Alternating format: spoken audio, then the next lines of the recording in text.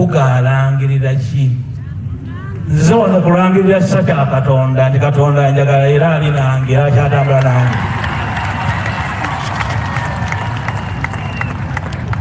Beebuuza mpuuga ayagala ki? Ayagala bwa pulezidenti bwa Nuupu? Ayagala bwa ggwanga? Ayagala kukola kibiina kipya? Kati kambaddemu mukiwandiike, kambaddemu mukunkubira. Ebyo nga byenyogeddeko waggulu mbisobola. Munamu obujeko butabisobola. Mu kaseera kano ngenda kuwa obudde okunoonya obumu eri ababwetaaga. Okuva mu nsonga ya Uganda ngenda kukolagana ne buli muntu yenna ayagala enkyukakyuka nga tunnaba kuteekamu jjejjeremu wa kalulu. Ebyobufuzi bibeeremu ekinyusiiro ekigendererwa ekitwala eggwanga mu maaso. Nze nammwe okuva leero tutanisa olugendo olulimu ekigendererwa okutaasa eggwanga lyaffe, obusika bwaffe bubeere bwa muganyiro era ndi mwetegefu nga muzzukulu wa Nsamba okubeera wakati mu lutabaalo olwo lubeeremu ekinyusi n'omulamwa. Ebifo byonna bye nga teyagala okubeera mbibadde. Kabaka n'akuwa omwami ku myaka 21 n'obeera omubaka wa paalamenti ebisanja 3 n'okulemera banno mu paalamenti. Naliko ne ssentebe w'abavubuka ku kyalo Mwami Njala n'owa disitulikiti ya Masaka ku myaka 48 mu kitundu kyaffe kino n'atanjagala akkiriza nti that was youth leadership. Bane bakyogera Mukama.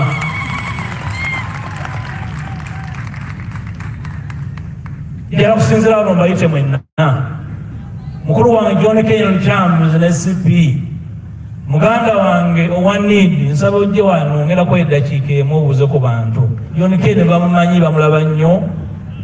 Njagala kubasaba temuddayo kugenda kuvumangana, temuddayo kukiinagana ng'abakulembeze, temuddayo buli omu kuyisaamu ne lugaayu.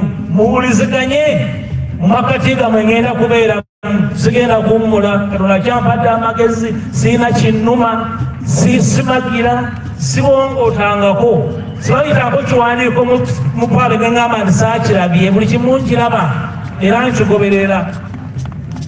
Mange yansomesa okuwandiika ewaka n'okusoma. Nsoma ate nentegeera, mange ne kitange bansomesa. Musenyoli netonda tutta akadde kange, bassebo bannaddiini disikazi n'abalala. Mukadde wange Canon Lene Bonkambo Mugerwa okuva ku Lutikko Kako tweyanze nnyo akadde kano. Abantu baffe ebyobufuzi eby'ekyobooko bibayiseemu nnyo, tebakyawuliriza, bawulira buuzi naye tebawuliririza. Basaabasaseredooti okuva mu buli nsonda ya Uganda wavudde buli dayisisi evuddemu omusaseredooti olw'omukolo guno. Obudde butono nandibadde mbanjula. Mwebale nnyo tuwa akadde kano. Eggwanga lyetaaga buli muntu waali mu ddiini ye mu ggwanga lye okutegeera nti obudde buwungeera. Obudde buwungeera oserengeta kibira. Omuntu yawa amagezi obudde babuwungeera otambula odda ludda wa. Bepongo oliko emmandwa zeewammwe obanga lubaala akuluma. Binamunyenye bikaaba ate oga nti ngenze kusenyanku.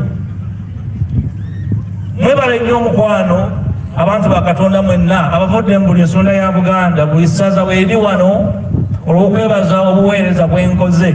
Obuweereza bwange kibadde buweereza bwa mutuukirivu, bubadde bwa muweereza wa muntu akola ensobi. Buli lunaku ng'omukulembeze nsalawo ebintu 100, nkola 100 decisions nga 10 oba 20 ku zo nsobi. Tezinfuula kapere, zinjongera kutegeeza benkulembera nti oyo muntu naye alina amagezi agategeera.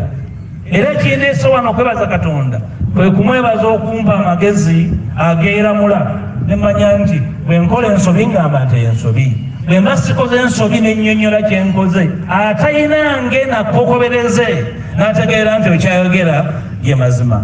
Njagala nkome wano nga nzaba okwebaza Mukama Katonda abankuumire. Oweekitiibwa Katikkiro nkwebaza akadde k'otuwadde mumanye oli ku bunkenke kubanga olina omulimu omunene ogw'okolera Obuganda mu nnaku ntono ezijja. Nkwebaza okutindiggana b'ekitiibwa baminisita, banywanyi bange, mikono gyange bakaba Parliament, obudde butukutte. Thank you so much.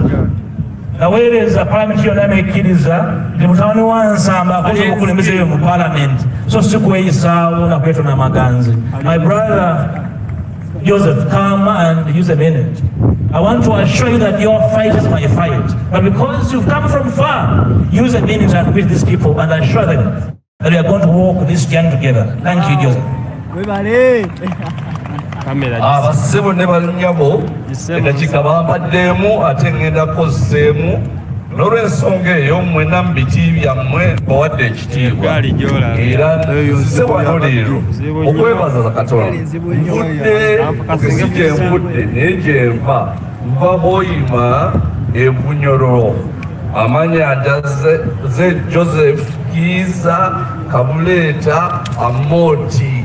Naye kindeese wano olunaku lwaleero okwebaza Katonda wamu ne muganda wange ono Honorable Mathias Mpuuga Nsamba olw'emyaka 2 n'ekitundu gye nakulabako nga nkugoberera n'okuleeta dignity mu leadership. Ekyo kikulu nnyo era nebaza Katonda olw'olwo. Naye n'ekirala ekindeese wano ng'oggyeko okwebaza Katonda wamu naawe, ekirala ekindeese wano y'essuubi nga bw'okyogeddeko n'ow'ekitiibwa Medard Ssekona nga bwe yakyogeddeko, essuubi nti tugenda kukwatira wamu tuggyewo obukulembeze obw'ensikirano, tuzzeewo obukulembeze obulondebwa abantu. Ekyo ffenna abalina endowooza eyo wonna w'oli ffenna tujja kutuukayo. Era bwe mpulidde nti olina okwebaza ne ŋŋamba nina okugendayo olw'ensonga eyo, kubanga endowooza yo ku nsonga eno ngimanyi n'endowooza y'abalala.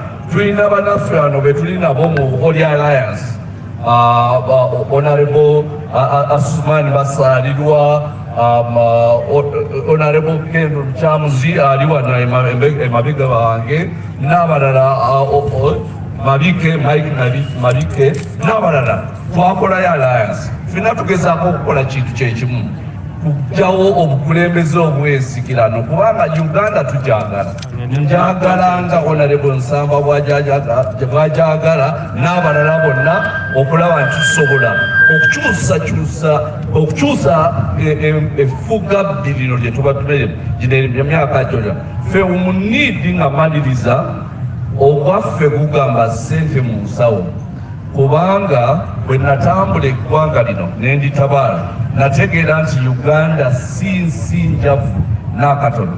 Tetuli baavu. Actually Uganda nsi ngagga nnyo, naye waliwo abatukulemberera abalina omululu abaagwa mu bintu ne babirya ne batalowoozayo nti waliwo n'abalala abyetaaga. So n'olw'ensonga eyo nze ŋŋamba ssente mu nsawo ate kisoboka abantu okubeerawo obulamu obuyagaza mu nsi yaffe eno Katonda gyatuwa erimu obugagga. Kino nkero kyogera mu Luzungu. Uganda is blessed beneath the ground with extractives, minerals, oil, and so many things. Uganda, ladies and gentlemen, with 50% of East Africa's arable land. We are blessed above the ground with the best weather that there is in all this region. But why are we poor? Answer yemu, poor leadership. Congratulations, my brother. God bless you so much.